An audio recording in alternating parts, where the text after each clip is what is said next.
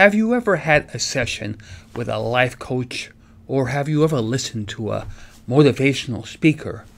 Well, there are at least 5 clues that a life coach, psychotherapist, or motivational speaker is superficial or shallow. I'll reveal what they are in a moment.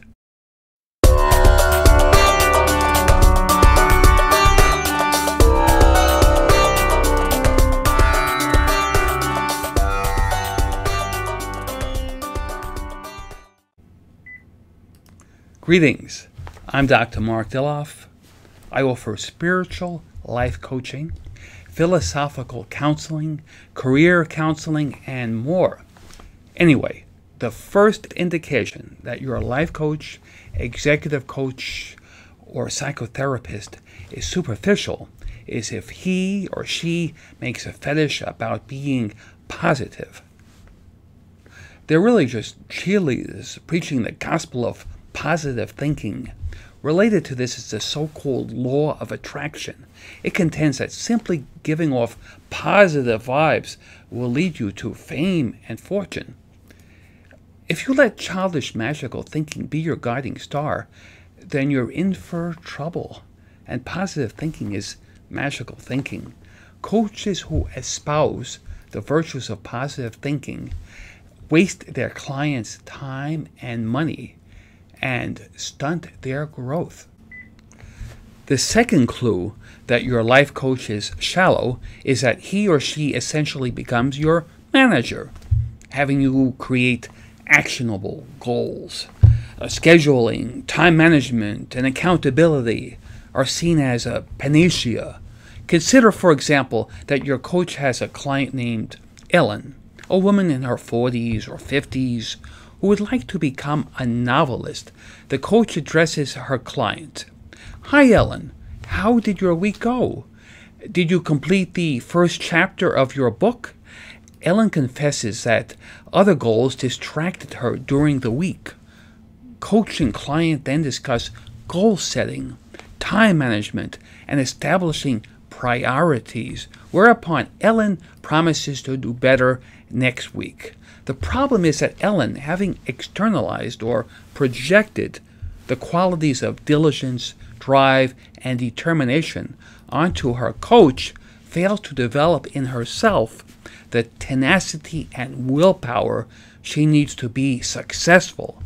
The life coach who assumes the role of parent, teacher, or manager becomes a psychological crutch for the client. Rather than becoming a catalyst for their client's development, they end up retarding. Another typical dialogue is one in which a life coach asks his client, a man in his 30s, the following type of question: "Did you ask your boss for a raise like you said you would?" The man confesses that he got cold feet at the last moment. The life coach then reminds him not to listen to his inner gremlin, for the gremlin is determined to make him fall into self-doubt.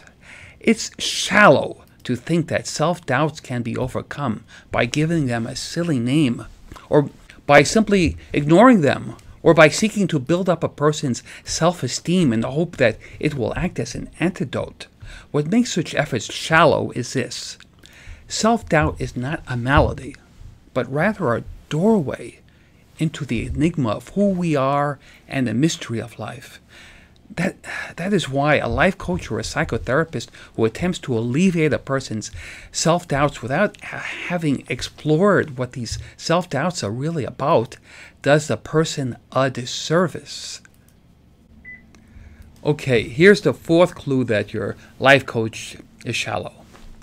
When life coaches or motivational speakers create websites, they often plaster each page with inspirational quotations by everyone from Shakespeare to Goethe to Einstein to John Lennon. But as you read through the written content of these sententious websites, you discover that they consist of fatuous cliches, stuff about empowerment, outside the box, accountability, and actionable goals. Then a dark thought crosses one's mind. Could it be that the counselor, coach, or speaker never actually read any of the classics? Could it be that they merely read Bartlett's quotations or found the quotes on the internet? The quotations, the business cliches, and the big deal they make about being certified. I'm a certified coach. Stems from their fear that people will realize that they are neither educated nor profound. Perhaps liberal education needn't be a requisite for a career as a life coach. But then, why make the pretense?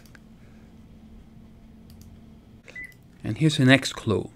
Life coaches often encourage people to achieve their dreams. They're like motivational speakers in that regard. On their website, we often see images of smiling, apparently successful people standing next to expensive luxury cars and luxury mansions. The message is that you too can fulfill your dreams and be like them.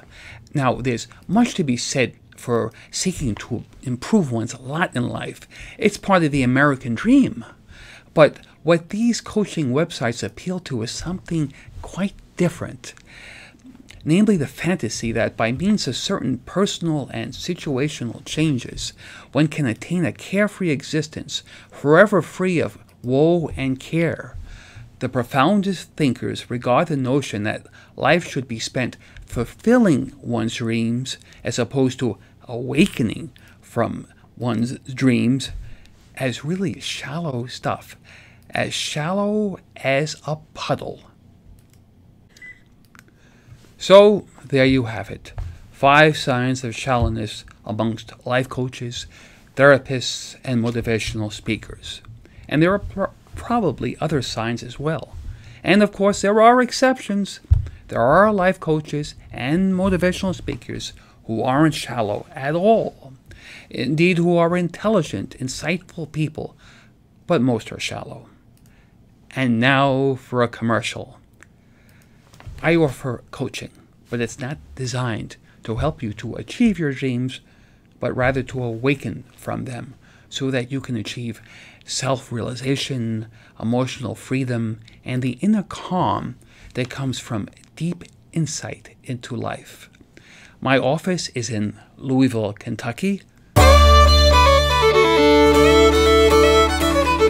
but I have clients all over the world. There's a link here to one of my websites where you'll find more information about how to contact me.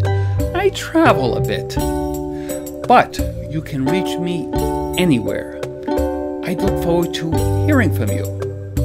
And so until we meet again, aloha.